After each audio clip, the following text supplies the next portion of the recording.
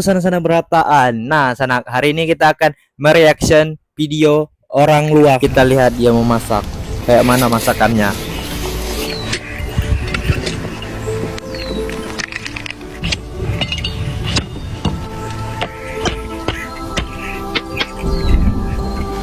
Oh, teman-teman, dia menggunakan kayu bakar, teman-teman. Tidak pakai kompor gas. Oke, bawang-bawangnya disiapkan dulu. Oke, semuanya dimasukkan. Sayur-sayurannya, daging-dagingnya dimasukkan di kuali.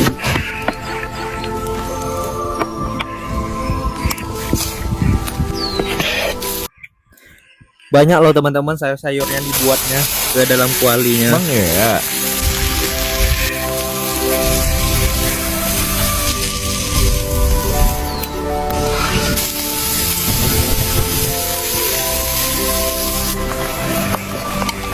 Kayaknya enak teman-teman.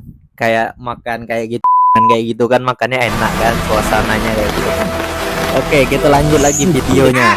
Pertama-tama sediakan dulu telur teman-teman, sediakan tepung untuk memasaknya. Oke.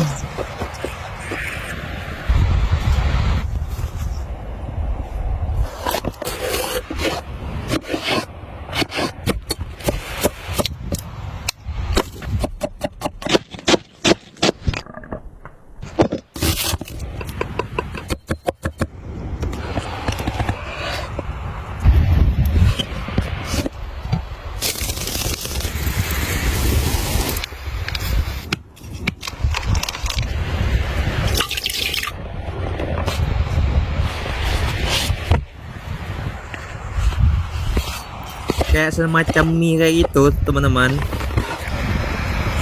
Oke, kita lihat lagi.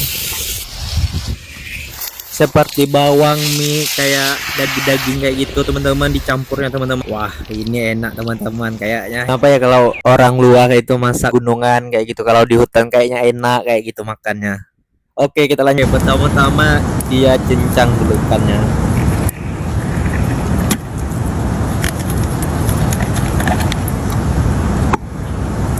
Kira-kira ini ikan apa teman-teman? Coba tebak.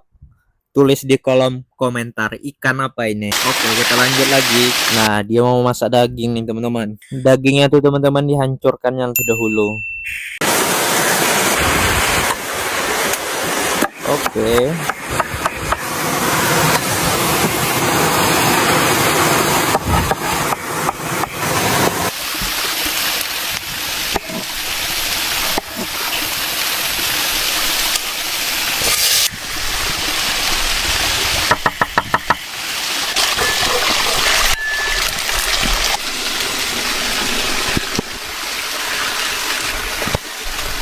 Ini teman-teman dia mau masak kue apa mau masak daging nih teman-teman.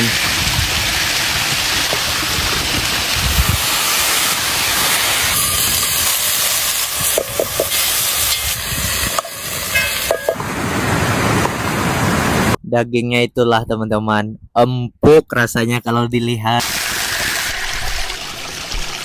Dikasih keju kayak gitu teman-teman. Wah, enak kali ini. Si daging dikasih itu teman-teman, sayur-sayuran kayak gitu, ditambah pula makannya di tempat suasana kayak gini. Wah, enak kali teman-teman. Oke, kita akan melihat lagi. Nah, jadi ceritanya ada sepasang sahabat, sebut aja namanya Rido dan Hilmi. Mereka ini di tahun 1980-an itu setelah baru lulus SD, mereka pisah. Gak satu sekolah lagi, jadi jarang main. Nah, karena si Rido ini masuk ke pesantren, sedangkan Hilmi itu masuk ke SMP negeri. Ini kita dengarkan video yang cerita nih teman-teman, tapi dia masak teman-teman, tapi bercerita ya gitu. Oke, kita tonton aja videonya. Masukin ke pesantren yang sama kayak Rido. Jadi satu sekolah lagi? Iya, satu tempat lagi Moy. Nah, alasannya kenapa si Hilmi ini masuk pesantren, gara-gara si Hilmi ini anaknya bandel banget. Hilmi itu suka bikin orang celaka, dan Hilmi pun sendiri itu badannya sering babak belur. Bener-bener hancur deh pokoknya anaknya. Ya, dia suka berantem gitu. Makanya bokap nyokapnya ini masukin Hilmi ke pesantren. Mungkin mindset orang lama juga kali ya, kayak kalau anaknya bandel ya udah dimasukin pesantren biar jadi bener lagi gitu. Iya. Nah, bokap nyokapnya Hilmi ini nitipin Hilmi tuh ke salah satu ustadz, nitipin juga ke Rido. ya biar minta dibantuin gitu biar Hilmi nggak bandel lagi. Singkat cerita, akhirnya Hilmi dan Rido jadi deket lagi, kayak dulu waktu mereka masih SD. Nah, Rido tuh bantuin Hilmi di pesantren kayak Enak loh teman-teman cerita kayak gini, kalau masak tuh kan ada cerita-ceritanya kayak gitu kan. Jadi kita nonton aja. dan hebatnya Hilmi ini jadi anak yang gak suka ngomong kotor, sholatnya juga jadi rajin, ngajinya juga lancar banget. Dan itu hanya dalam waktu 1 bulan. Cepet banget berarti ya? Nah, gue juga ngerasa gitu. Nah, gue sebenarnya nggak tahu sih hitungannya itu cepet apa enggak. Cuman kalau menurut gue, ya itu hitungannya cepet karena ya gue juga ngaji nggak bisa cepet itu gitu loh. Nah, Rido nggak ngerasa gimana-gimana dengan Hilmi yang bisa cepet belajar itu. Karena ya Hilmi ngejalanin belajar di pesantren tuh kelihatannya serius-serius aja. Dan bisa dibilang Rido selalu ngabisin waktu sama Hilmi, kecuali di malam hari. Karena hampir tiap malam si Hilmi itu pergi keluar pesantren karena dia ngikut satu perguruan silat.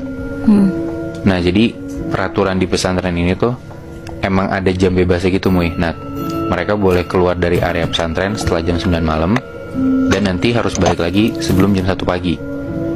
Nah, gue gak tahu ini peraturan di pesantren itu doang atau zaman dulu semua pesantren itu kayak gini. Karena ya setahu kita kan kalau pesantren sekarang 24 jam mereka harus di dalam area itu kan. Iya benar. Ya. Tapi ya intinya setiap malam itu mereka dikasih waktu kosong buat keluar-keluar tuh gak apa-apa.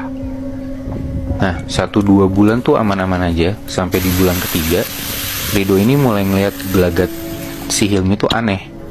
Kenapa? Jadi kalau di pesantren ini tuh makannya kayak di satu piring gede berlima gitu, kebayang gak sih lo? Jadi kayak nasinya banyak, terus ada lauknya di tengah-tengahnya gitu. Nah, pas makan bareng ini, si Hilmi tuh cuma makan nasi putihnya doang. Kayak kalau misalnya ada lauk, itu tuh nggak dimakan. Terus kalau nasi kena kuah dikit juga nggak dimakan sama dia.